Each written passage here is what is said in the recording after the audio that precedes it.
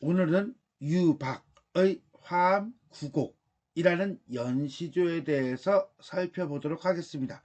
유박이라고 하는 작가는 우리가 처음 보는 작가예요. 나도 되게 낯선 작가이고요. 작가라기보다는 선비라고 보는 게 맞겠죠? 이게 연시조니까. 그래서 이 작품을 이제 공부를 해야죠. 그죠? 공부를 해야지 이제 설명을 할 수 있으니까 공부를 하긴 했는데 사실 자료가 그렇게 많지는 않더라고요. 그래서 가지고 있는 자료 내지는 참고한 자료를 가지고 전체적으로 이제는 얼기설기 엮어서 설명을 하도록 하겠습니다. 부족한 부분, 조금 아쉬운 부분이 있다면 댓글로 달아주시면은 그걸 통해서 같이 공부하도록 하겠습니다. 이 작품은 꽃을 가꾸며 은둔했던 독특한 내력이 주가되는 자연시조입니다. 자연시조라는 말이 낯설다면 자연물을 다루는 시조라고 보시면 돼요. 보통 우리가 이제는 동양에서 또는 우리 고전 시가에서 자연물 그러면은 관념적으로 바라보는 경우가 많습니다. 그래서 어떤 교훈적 대상으로 바라보는 경우가 있는가 하면은 두 번째는 어떤 도피 내지는 친화적 대상으로 바라보는 경우가 있고요. 세 번째는 직물적 대상. 직물이라고 하는 것은 이제는 뭐야? 자연물 그 자체를 바라보는 대상. 이렇게 보시면 돼요. 예를 들어서 뭐 사군자 뭐 이런 거 있잖아요. 그죠? 사군자, 매화, 난초, 국화, 대나무를 뭐 충절, 정절로 보는 관점이 이제는 유교적 관점, 관념적 대상으로 보는 거고요.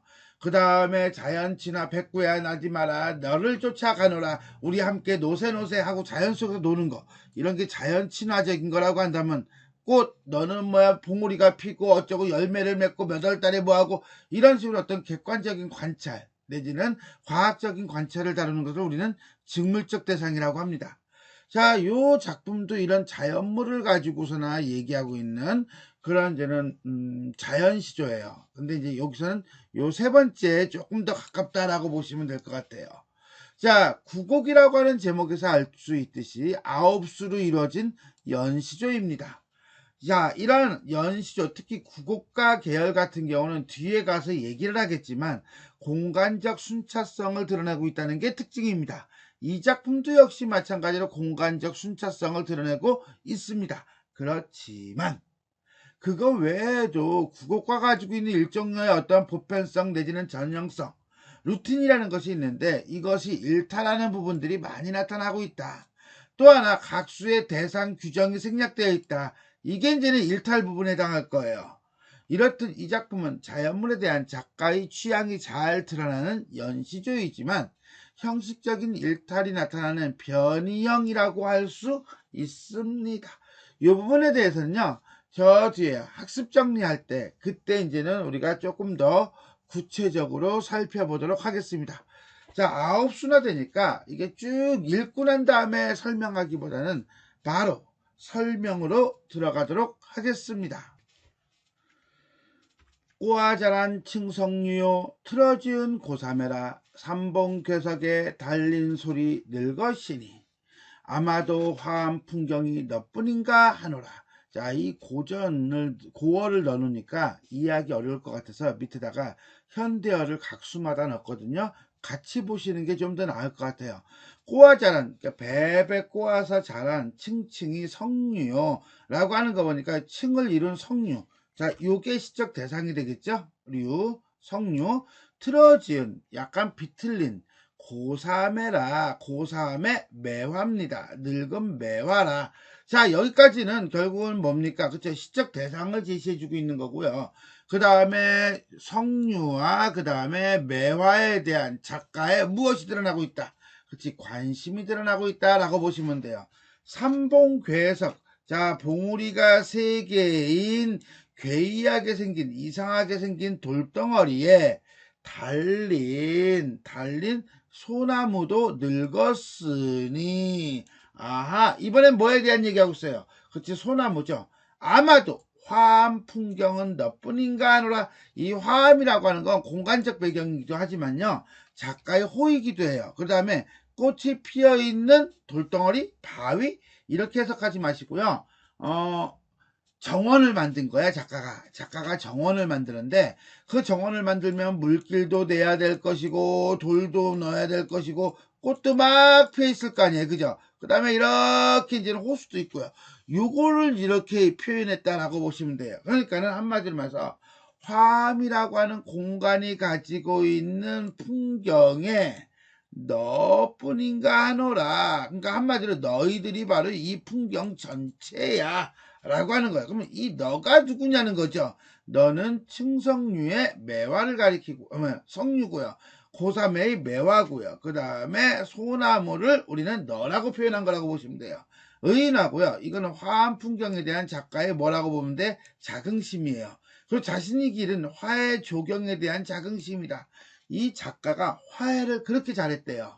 그러니까 꽃을 키우는 거죠. 가꾸고 키우는 걸 그렇게 잘해가지고 심지어는 화해와 관련된 책까지 냈다고 합니다. 그러니까 대단하지. 어쨌거나 간에 일수는 자신이 기른 화암 풍경에 대한 자긍심이라고 보시면 되겠습니다. 이수 볼까요? 청풍 월백야에 삼척금 곁에 로코는 놓고겠네. 그죠? 바람 맑고 달 밝은 밤에 검은고, 삼척금이라는 건 검은고예요. 곁에 놓고 사시가흥, 사시는 사계절이죠. 사계절의 가흥, 아름다울 가짜예요. 흥겨움을 백화 중에 고쳤으니, 이때 백화라고 하는 것은 많은 꽃이에요. 일백송이의 꽃이니까 많은 꽃 중에 붙여 있으니 이 몸이 누구겠어요? 작가 자신이겠죠. 승평청택에 젖었는가 하노라. 승평청택이라고 하는 건 태평성대, 너희는 태평성대를 입은 성은에 젖었대요. 잠깐. 이 젖었다라고 하는 것은 촉각적 심상이죠. 자, 이 성은은 이건 추상적인 대상이죠. 즉 추상적인 대상을 촉각적으로 표현하면서 자신의 삶에 대한 만족감을 드러내고 있다. 이렇게 보시면 되겠습니다. 이수, 화해를 기르며 사는 삶에 대한 만족감. 그러니까 여기서 말하는 사시가흥이라고 하는 것은 화해를 기르면서 느끼는 흥취, 흥겨움 정도로 이해하시면 되겠어요. 삼수 보겠습니다. 마당에 보리 들고 화호에 석류가 핀다. 화오라고 하는 것은요, 꽃이 피어있는 꽃이 있는 뚝이에요. 석류는 아까 봤죠? 석류. 근데 그 석류가 바로 뭡니까? 여름이겠네요. 봄, 여름, 가을, 겨울. 여름이 되면서 아직까지는 완벽한 여름이야? 아니죠. 여름이 되려고 하는 과정이라고 보시면 돼요. 그러니까는 봄과 여름의 중간? 이렇게 보시면 될 것 같아요. 그래서 쓰기는 일단은 봄날의 풍경이라고 썼지만 이것을 봄이라고 봐야 될지 여름이라고 봐야 될지 요건 조금 갸우뚱 하더라고요. 어쨌거나 간에 간밤에 빚은 술을 갈건으로 걸러내니 하는 거 보니까 이거는 결국 뭡니까? 술 마시면서 꽃을 즐기려고 하는, 석류를 즐기려고 하는 어떤 준비 자세 정도로 보면 될까요? 그렇죠. 술을 마실 준비를 하는 화자로서 소박한 삶을 드러내고 있다. 아마도 세상 시름이 반나마 덜린다. 자, 세상의 시름을 반이나마 덜었구나. 결국은 화자는 세상의 시름을 가지고 있죠. 뭘 통해서? 그렇죠. 술을 통해서 뭐 하고 싶은 거예요? 덜어내고 싶은 거지요. 그렇다면 이 작품에서의 술이란 뭐다? 그렇지. 시름을 덜어내는 도구이다. 이렇게 본다면 봄날의 풍경과 술을 통해서 시름을 덜려는 화자 정도로 보시면 되겠습니다. 3, 4수 보겠습니다. 초당에 낮잠 깨어 일간죽을 드러매고 조대 석양에 무심히 앉아시니 백구도 한가히 여겨 짐짓 희롱하더라. 초당이라고 하는 것은 초가집, 자신의 집이겠죠. 집에서 뭐 했어요? 낮잠을 자다 깼어. 오후를 즐겼으니까 지금으로 보면 낮 한 2시쯤 되겠네. 일간죽을 들러내고 하나짜리 대나무를 들러맨대요. 이건 낚싯대예요. 낚싯대를 둘러매고 라고 하는 거 보니까 농촌의 한가로운 어떤 삶을 보여주고 있다. 조대라고 했는데 조대는요 낚시터를 얘기합니다. 석양에 잠깐 시간적 배경이 언제야? 석양이야. 자, 그러니까는 낮잠을 깼어. 낮잠을 자고 깼으니까 내가 1시 2시쯤이라고 했잖아요. 2시쯤에 낚시터까지 간 거예요. 자, 그렇다고 멀리 갔겠니? 그렇지는 않겠죠. 그냥 석양이 될 때까지 무심히 앉아 있었다라고 보면 돼요. 근데 여기서 무심하다라고 하는 건 멍 때리다가 아니라 어떤 세속적인 욕심이 없다 이런 뜻이에요. 그러니까 세속적인 욕심이 없이 세월을 낚으면서 낚시질을 한 거죠. 그랬더니 그것을 본 백구 누구? 갈매기가 야 너 한가하구나 하면서 나랑 같이 놀자 하고 나를 희롱하더라. 한마디로 백구와 내가 자연을 즐겼다 이런 뜻이 되니까 백구는 뭐가 되겠습니까? 그렇죠. 감정이입의 대상이 되겠다라고 보시면 돼요. 자, 이렇게 본다면 사수는 화음에서의 한가로운 삽 그리고 자연 친화 이렇게 보시면 되겠습니다. 오수 봅시다. 오동에 우적하고 중림의 연농이라. 오동이라는 것은 오동잎이겠네요. 오동나무 오동잎에 우적. 비가 내리고 대나무 숲이 있는 숲에 대나무 숲에 연농에 연자가 연기 연자예요. 그럼 연기가 매우 맑고 깨끗하구나. 근데 연기가 맑고 깨끗해? 영롱하다를 현대어 풀이할 때는 어떻게 해석했습니까? 그렇죠. 극하구나로 해석을 했네요. 자, 요거는 의역이라고 보시면 되겠어요. 소정이라고 하는 것은 작은 배, 사립을 두고 등상에 누웠더니 등상이라는 것은 등나무 의자에 누운 거야. 그러니까 배 위에서 자 조그만 의자 놓고서 이렇게 낚시 의자 조그만 거 있잖아요. 그거 놓고 이렇게 앉아 있는 거야. 그러면서 이제 낚시를 하고 있는 거죠. 그랬더니 밖에서 어디선가 다 뜨는 소리, 여기 영차, 하면서 이제는 다 뜨는 소리가 잠든 나를 깨우는구나. 그럼 이 다 뜨는 소리는 바로 뭡니까? 청각적 심상이 되면서 한마디로 뭐야? 그렇지. 이거지 뭐. 여유로움이죠. 한가로움이죠. 나도 이런 삶을 살고 싶네요. 근데 그게 안 되네. 아이고. 자, 육수 봅시다. 막대 짚고 나아 건너니 양유풍이 서래로다. 자, 막대를 짚고 내가 나가서 거닐었어요. 어디서 나갔겠어요? 배에서 나갔겠지. 라고 할 수도 있고요. 아니면 뭐 집 밖으로 나갔다. 라고 할 수도 있어요. 양유풍이라고 하는 것은 버드나무 양유예요. 버드나무 류자고요. 그러니까는 양유풍 그러면 버드나무 사이에 부는 서늘한 바람 정도로 이해하시면 될 거예요. 계절감을 드러내는 소재라고 볼 수 있고요. 설에할 때 서자는 천천히 오다죠. 그러니까 한마디로 살살 불어오는구나. 이거 아니야. 살랑살랑. 그래 나는 여유로워 안 여유로워? 여유롭죠. 여유로우니까 긴 휘파람을 불고 짧은 노래를 부르고 내 마음대로 소일 세월을 보내고 있어요. 한마디로 한가롭게 보내고 있으니 이런 뜻이에요.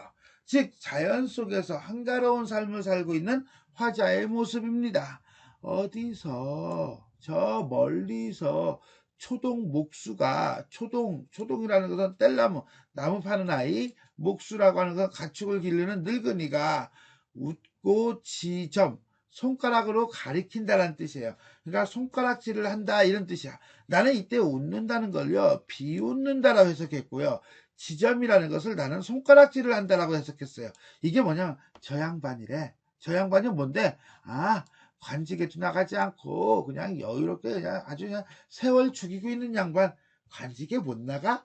있어 사연이 있어. 뭐 이렇게 그래 별거 아니네. 뭐 이렇게 해석을 하는 사람도 있고요. 근데 요게 조금 더 리얼한 것 같기는 해. 그 다음에 이 구절을 이렇게 주변 사람들과 어울려 사는 모습으로 해석하는 사람도 있습니다. 근데 내가 굳이 여기다 관직을 나가지 않는 이라고 한 것은 이렇게 해석하는 게 조금 더 나는 개인적으로 마음에 들어.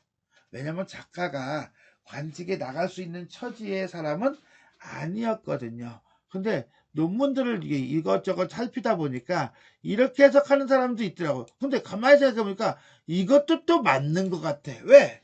자연 속에서 여유롭게 즐기는 사람이 이런 거 신경 쓰겠어요? 안 쓰겠죠? 그렇다면 다른 사람들과 함께 어울려 사는 사람이다. 이렇게 볼 수도 있을 것 같아요.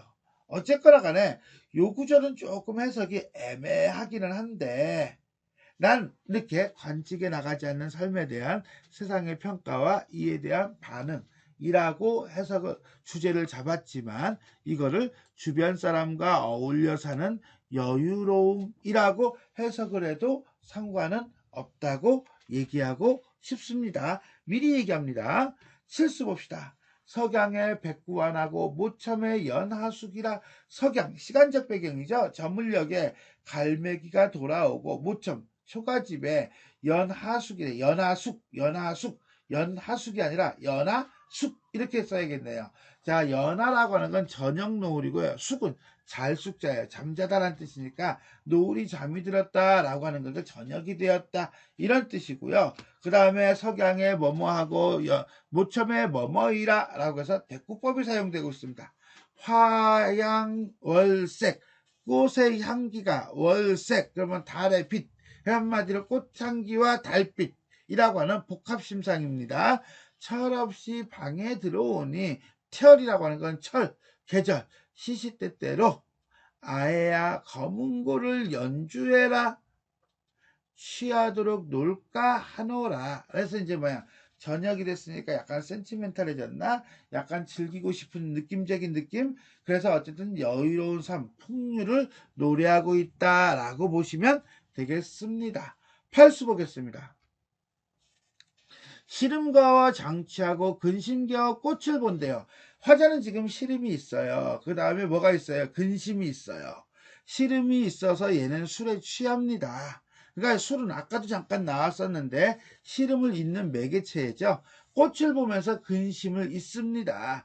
꽃은 근심을 잇는 매개물이에요. 그렇다면 화자가 꽃을 키우고 화에 관심이 있는 건 근심이 있어서다. 뭐 이렇게 해석할 수도 있겠고요.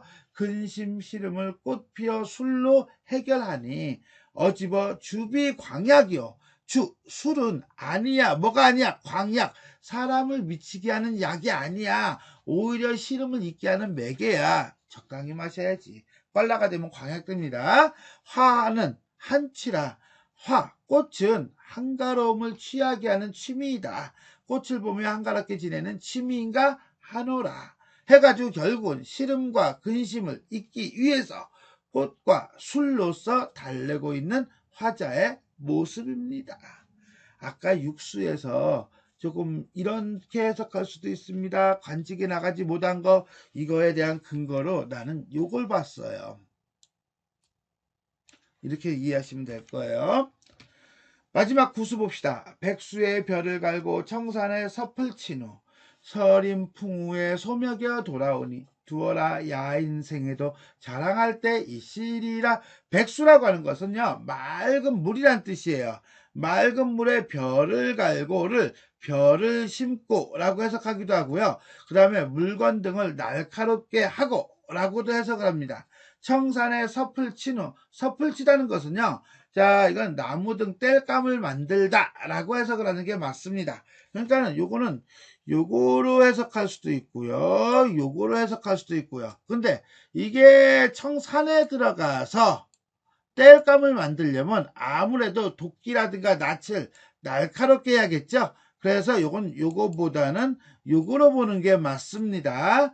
서림풍우에 서쪽 숲에서 부는 비바람에 소를 먹이고 돌아오니 라고 하는 거 보니까 여기는 지금 산에 들어가서 나무를 하기 전의 모습, 여기는 산에 들어가서 나무를 하고 그 다음에 소에게 먹이까지 먹이고 돌아오는 모습. 그러니까 여기는 결국 뭡니까? 일정 정도 야인으로서의 삶에 대한 구체적인 모습이면서 또 하나 시간의 경과가 나타난다라고 하는 것도 알 수가 있습니다. 두어라 야인생애도, 야인생애가 뭔데? 방금 읽었던 거 요거죠. 여기서 우리는 생애라고 하는 건요, 히스토리가 아니라 라이프예요. 그래서 생활이라고 해석하면 되겠고요. 자신의 삶에 대해서 야인이라고 표현하고 있는 객관화가 드러나고 있으며 관직에 나가지 못하고 속세에서 자연 속에서 살고 있는 자신의 처지를 얘기하고 그러면서 자랑할 때가 있을 것이야 라고 하는 것은 자신의 삶에 대한 만족감이죠.